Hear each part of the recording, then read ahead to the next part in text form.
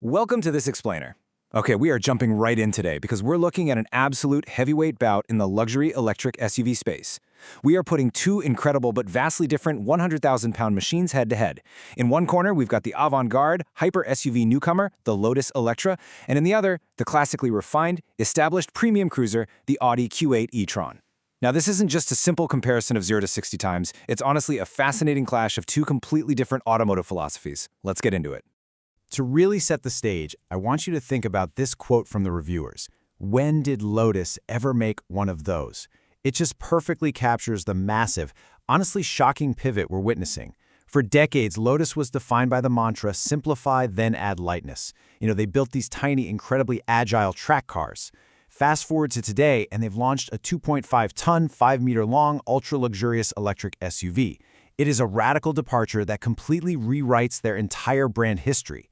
As we go through this explainer, you're going to see exactly how well that massive gamble is paying off against a serious industry titan like Audi. Here's our roadmap for today. A clash of philosophies, power and performance specs, inside the luxury cabins, the driving dynamics, price and efficiency, and finally, the verdict. Part 1. A clash of philosophies. The hyper-performance newcomer versus the established titan. Moving to Section 2. Power and performance specs. The objective data shootout. So when we look at the battery and motors, it becomes super obvious very quickly that these vehicles have totally different goals. The Lotus just dominates the raw data. It hits a top speed of 265 kilometers per hour compared to the Audi's 210. And check out the architecture. The Lotus uses a state-of-the-art 800-volt system, which means ultra-rapid charging, whereas the Audi is sticking with a more standard 400-volt system. They're actually neck and neck on maximum WLTP estimated range, both floating just under the 600-kilometer mark, but the Eletre is clearly built from the ground up to be a hyper SUV. I mean, just look at that number, 918 horsepower. If you spec the highest-end Eletre R, you are getting an absolutely staggering amount of power. For context, the top-tier Audi Q8 e-tron maxes out at 503 horsepower, so the Lotus is giving you roughly 415 more horsepower than Audi's sportiest offering in this lineup. That's practically double. And this perfectly illustrates how all that power actually translates to the road. The Lotus crushes the 0 to 100 km/h sprint in a blistering 3.0 seconds. The Audi takes 4.5 seconds. Now, 4.5 seconds for a giant SUV is nothing to sneeze at for sure, but the Lotus is in literal supercar territory here. It just gets off the line substantially quicker. Section 3. Inside the luxury cabins. This is where the real battle happens. Now, you might assume that a brand like Audi, which has literally decades of experience crafting some of the finest interiors on the planet, would easily win here against a company historically known for bare-bones track cars. But let's look at them side by side. The Audi Q8 e-tron is, well, it's exactly what you expect. Classically Audi. It uses their established, proven playbook of satin chrome, piano black, and rich leathers. It's incredibly ergonomic, beautifully screwed together, but it does feel like the current generation of a familiar formula. The Lotus Eletre, on the other hand, goes for a futuristic, tech-heavy vibe. It pushes the boundaries with high material innovation, making it feel like a completely new generation of luxury. Reviewers from Autocar were actually stunned when they sat in the Eletre. One of them said, "The material quality in here is off the scale good." They went on to point out that while the Audi is very nice, the Lotus is working incredibly hard to establish its credibility as a true luxury car, and it actually pulls it off. It genuinely out-luxuries the Audi on the inside. That is just a massive accomplishment for Lotus. All right, Section 4. The driving dynamics. Defying physics and brand expectations. So how do these massive machines feel out on the open road?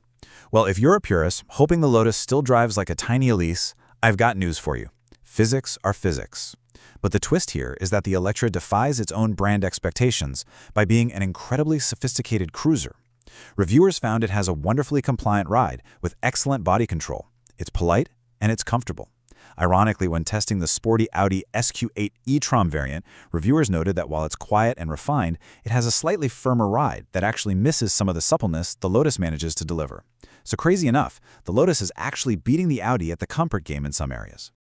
Section 5. Price and efficiency. Let's talk financial realities. Okay, before we go ahead and hand the crown to Lotus, we have to talk cash, because the established German titan strikes back hard here with a very significant advantage.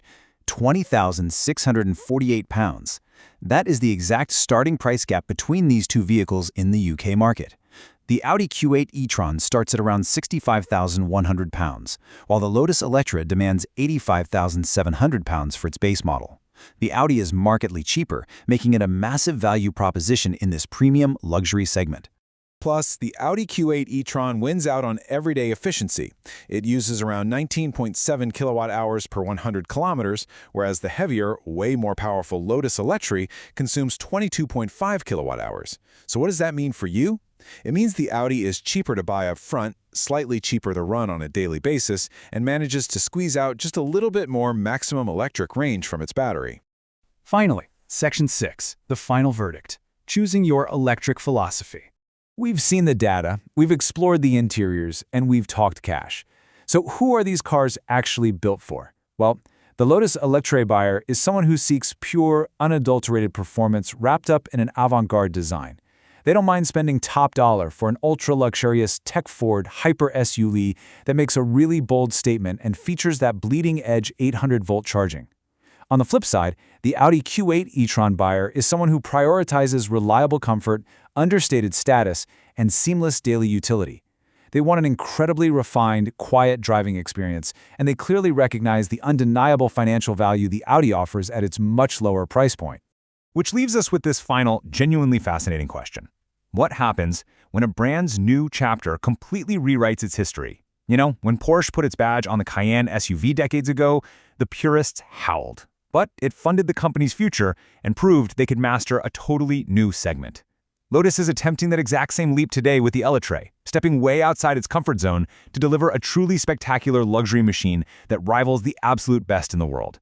Whether you'd go for the audacious Lotus or the sensible sophistication of the Audi, it is just an amazing time for EV innovation.